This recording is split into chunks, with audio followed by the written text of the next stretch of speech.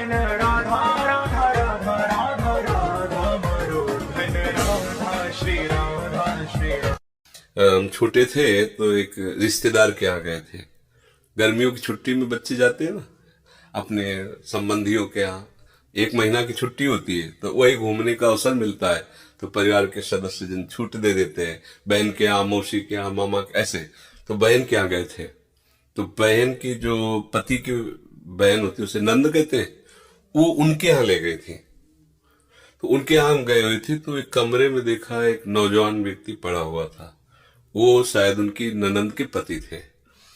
तो उनको पता नहीं क्या लगा, भगवान की प्रेरणा, हम तो बच्चे थे, तो हमें बुलाया, ऐसे नजदीक गए तो रोने लगे। उनका बच्चा अब हमारी कोई बात नहीं सुनता तो हमें मन में है आपसे बता दे।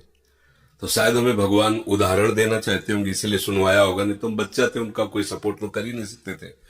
उनका बच्चा है, जो बिल्डिंग देख रहे हो ना, ये मेरी बनवाई हुई है, वो मेरी पत्नी है, और टाकीज के सामने मेरी चाय समोसा पान इसकी दुकान थी, मैं सुबह से शाम तक मेहनत करता।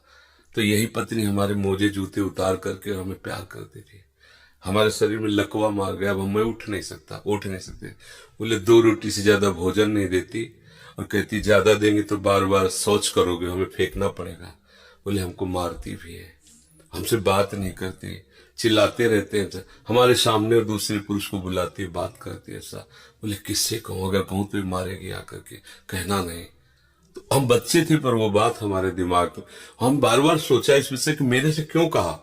तो शायद मुझे शिक्षा भगवान दिलाना चाहते थे, एक उदाहरण हमारे दिमाग में। देखो ये वो बता रहा है कि जब मैं कमा के आता था तो मेरे जूते मुझे उतारते थे, मुझे प्रेम करती थी।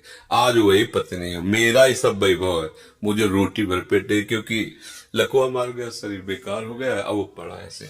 अब उस व्यक्ति का कौन मित्र होगा, कोई प्यार से बात, तभी तो हम बच्चे थे, हमें बुलाया, कोई प्यार से बात नहीं कर सकता। वही व्यक्ति है जिसने अपने जीवन को सजाने की चेष्टा की, लेकिन एक मित्र है जिसको नहीं जानता था।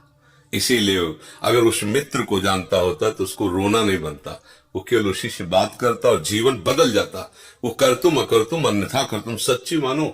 हमें डॉक्टर ने कहा था आज के कम से कम 17 वर्ष पहले, दिल्ली के थे, सब जांच की, उनका बाबा तुम संत हो इसलिए तुमसे कोई छुपाव नहीं है, तुम्हारा कोई घर का नहीं कि जिससे मैं बता सकूं, तुम्ही से डायरेक्ट कह रहा हूं।